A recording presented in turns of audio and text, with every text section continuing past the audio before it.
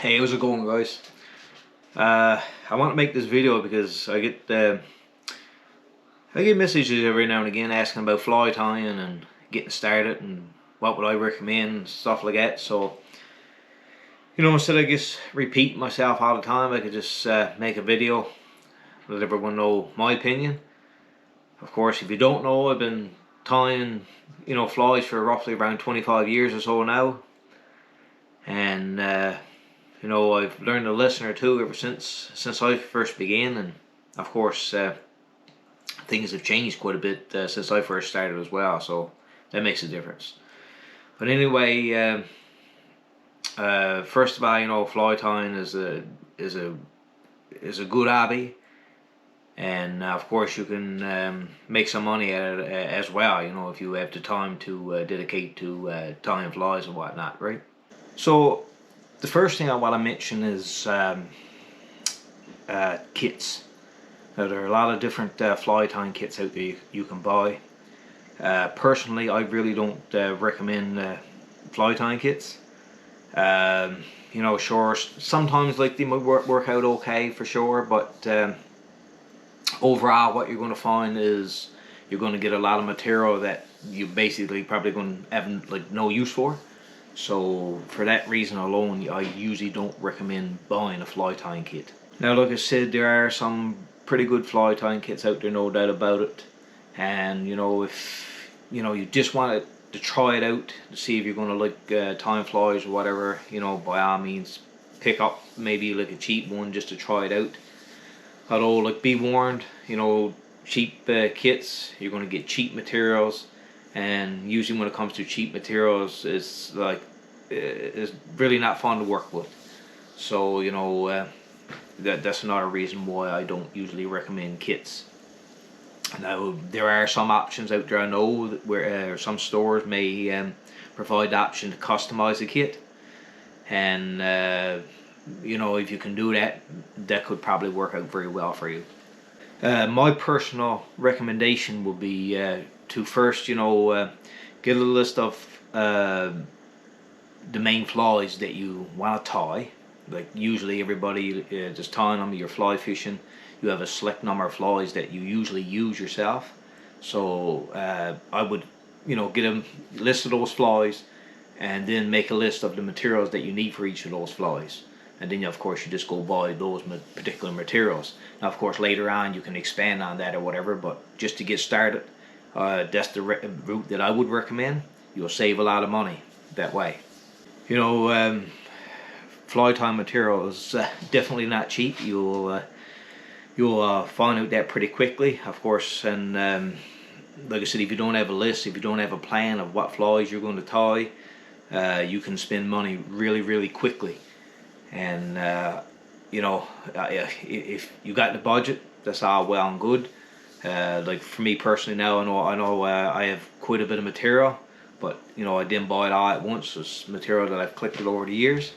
But it's very easy to spend money at. So have a plan. Like I said, get a list of flies that you're going to tie, and do some research on those flies, and see which material is best to use to tie those flies with. So one of the primary tools that you're going to be using is a vise. Now, there are a lot of fly tying vices out there. Price range maybe anywhere from 30 up, upwards of $300 or $400 Canadian. They are definitely not all equal. When it comes to a vise, you get what you pay for. Definitely. But I understand, like, if you're just starting out and you want to try it, a cheap vise may be okay, just so you get a feel for things. But down the road, I would recommend investing in a good vise. Personally, I use the Griffin Montana Mongoose. I've had that one for a number of years, and it's a really, really good vise. There are some another higher end one. Personally, I think the Griffin Montana Mongoose is better than the Regal. That's my personal opinion. Of course, and the reason why I believe that is the jaws in the Griffin Montana Mongoose. You don't need multiple different jaws for different size hooks. It's completely adjustable to the size hook you're using, and the grip those jaws have are amazing. Next thing, materials. Like I said, is easy to spend a lot of money on materials, but it goes back to having a list of what you're going to tie. But at the same time, there are cheap materials out there and there are high quality materials. And I can't say enough about, to go for the higher quality materials is just going to make things a whole lot easier, especially when it comes to hackles and things like that. A higher quality hackle is going to make your tying experience a whole lot better, and not only that, you're going to have a higher quality fly. Now, storage. For me personally, I like to keep everything as organized as possible. It just makes finding things a whole lot easier. But I know not everybody's like that, so that comes down to just personal preference. There's a lot of storage options out there, containers you can pick up at Walmart, places like that. But yeah, for when it comes to storage, that's just a personal thing. I've seen some fly tying setups that are pretty messy, things just scattered everywhere. But for me, I wouldn't be able to do that. I wouldn't be, it would be very frustrating. But again, that's something that would be totally up to yourself. Books. I do recommend maybe picking up a book or two. There's a lot of great material out there on fly tying. First when I started, that's all I had basically. I went to the library and picked up some books at the library. Of course, this day and age, we have YouTube and so many more options to watch tutorials, all this sort of thing. A lot of great fly tyers out there. That can really help you out and give you a voice or whatnot, right? But there's pick up some books, with patterns and stuff like that. That just makes things a whole lot easier to have that bat pattern there in front of you, especially when you're first tying. Of course, you can follow along videos as well. But me, I like to have a book. If I got a book there, especially if it's a pattern that I'm not used to tying, if I got a book with a pattern there in front of me, it just makes things a whole lot easier. So going back to voices, this is my voice here, and if you can see, I get this white back plate here. Okay. Now, first when I started tying, I didn't use that white back plate. I didn't need it because my eyes were fairly good. But if you're tying a lot of smaller flies, especially trout flies and stuff like that, one of those white back plates will really save on your eyes, or even a magnifying glass for that matter. If I had it back now, I probably would have used one of those right from the beginning. Probably would have saved a lot of eye strain in that. But definitely recommend a back plate for your voice. Of course, this is the Griffin Montana Mongoose I was telling you about. So, excellent little voice. They're not cheap, but if you're really serious about it, this is the voice that I would recommend. So next thing we have, our bobbins. And these are the little tool that's going to be holding your thread. And there's a lot of different kinds of bobbins out there. This is a little bit more advanced bobbin. This is your basic bobbin. It's usually what you'll find mostly. Now, these work just fine. I've used this type of bobbin for a number of years. But maybe, I'm not sure actually, but when I first started using these are right bobbins. These have tension adjustments on them, and since I switched these bobbins a number of years ago, I have a really tough time going back to these basic bobbins. To be able to adjust the tension on the thread to me is huge. There's just so much you can say about it really, but at the end of the day, if you're just starting out, a regular bobbin is fine. But I do recommend, as you get more serious into it and you find out you do actually like fly tying, to maybe opt for these higher quality bobbins. Stanfo has them as well, and I do have Stanfo bobbins in there as well, and those are really good. Personally, I usually go for the right ones. They just feel a little bit more comfortable to the hand. But yeah, totally up to yourself, but just getting started, these are fine. Now, as I mentioned earlier in the video, you know, I highly recommend when it comes to materials to opt for the higher quality materials. But you know, to just really find out if you actually like fly tying, you know, yeah, you know, get some cheaper materials just to try it out. But you know, or if you know somebody that has some material, maybe get a little bit off them, a few feathers or something like that. I'm sure most fly tyers wouldn't mind. You know, if you just wanted to get it for the tryout or whatever. But yeah, you know, there's a lot to be said on materials, and you know, it would really take a, you know, a video on its own to really get into discussing materials and whatnot. But of course, if you have any questions about materials, you know, please get in contact with me. Leave a comment below on this video or email me or whatever. I'll be glad to help you out if I can. Now, over the years, mostly I guess in recent years, to me, and this is my personal opinion, so I hope nobody will get upset with me, but you know, I think it's a terrible mindset that some people get into. You know, it'll catch fish. Like no matter what the fly is tied, like you know, it'll catch fish.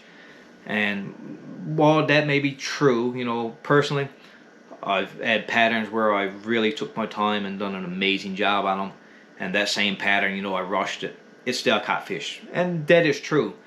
But you know, fly tying is an art, and you should strive to be better and get better and tie quality flies. Of course, even more so if you're going to sell them or post pictures or whatnot. You know, if you're going to, especially if you're going to post pictures of flies, you know, expect some criticism. But I don't think that's a negative thing, because you know we should always be striving to be better. But once again, you know, I just think that's a terrible mindset. You know, it's good enough, or you know, it'll still catch fish, or you know, that sort of attitude. Personally, I just think that's a terrible attitude to have. And you know, I always strive to be better, to tie better. You know, ask for advice. You know, I'm still improving. Certain things that I need to improve on still, even after 25 years of time. You know, there's a lot of new techniques that you know that weren't around first when I started tying, that you know that I found out, hey, you know, it was actually better. But you know, it is hard sometimes to get out of old habits.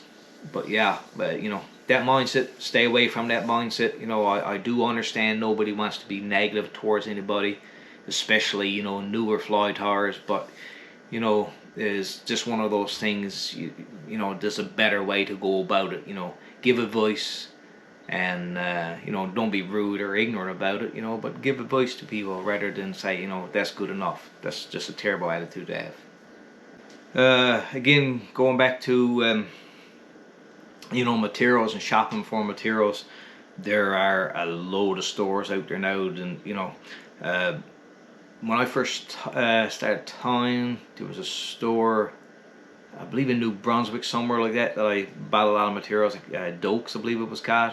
Not sure if they're still around. A good chance they may be still around. But look, here in Newfoundland, I would recommend DC Tackle. DCTackle.ca actually. The owner's name is Dale. I stumbled across it last year, I believe. I stumbled across his store, and he's been very, very helpful. Really good owner, has you know helped me out numerous times. So you know, again, of course, that's like if you're here in Newfoundland and you rather shop local, I recommend checking out this store. Outside that, there are a ton of stores, you know, all across Canada and the US. I believe US, one of the biggest is maybe JS Fly Fishing, I believe it's called, or something like that. Here in Canada, you got Fly Mart, like excellent selection of fly tying materials. Again, you know, just just say a few searches on Google, of course, or whatever, and it's really not difficult to find materials this day and age. But yeah, as you know, it's just a matter to shop around a bit, look for the best prices or whatever, and of course, like I said before, you know, always opt for those higher quality materials if you can. Another tip, I would say, you know, don't be afraid to experiment with patterns. Of course, there are like thousands and thousands of different trout patterns out there, salmon fly patterns. You know, each pattern, of course, is very specific. But you know, don't be afraid to experiment with different colors or changing up patterns. Is just a bit, you know, there's nothing written in stone. You know, it's you know, experiment. That's one of the things, you know, especially with salmon flies and that. And not only that, too, trout flies. For example, you know, there are a lot of different mayfly patterns out there. But when it comes to the fly fishing part, of course, it's always match the edge. And a mayfly pattern, for example, which are very common in some parts of Canada or even other parts of Newfoundland. Mayflies are different colours than, say, they are here on the east coast or in my area. I've even seen mayflies change colour from one pond to the next in a very close area. So you know, it's very important. Just because you have a mayfly pattern, it doesn't have to be tied exactly that way. Change the colours a bit. You know, take note of the you know, wherever you're trouting to. Take note of, you know, the insects that are hatching there, and of course, like I said, you match the hatch. Tie your flies to match whatever insects are hatching where you're fishing to. Very, very important. So guys, I think that's about it. You know, I can go into details in each area that I talked about already, but you know, that will require, you know, multiple videos. But you know, if you're just starting out, hopefully this information help you out a little bit. And I know I wish I had more information first when I started. You know, of course, I didn't have access to internet first when I started, so it was a lot more difficult to find out a lot of these things. So of course, you know, what I've shared in this video is based on, you know, my experience, my opinions. So with all that said, you know, of course I can go into greater detail in some of these areas that I discussed, but you know, that will require a video on its own. But you know, hopefully what I've discussed in this video, you know, will help you out if you are thinking about getting into fly tying, or you know, you just started and you know, you're not sure which way to go. Hopefully you found some of this information useful. I appreciate you taking the time to watch this video. If you have any questions or you know, any thoughts, leave a comment below. Let me know what you think. Like, share, you know, with someone that you might think may find this information useful. If you're not already subscribed to my channel, please do. I really appreciate the support. Thanks for watching.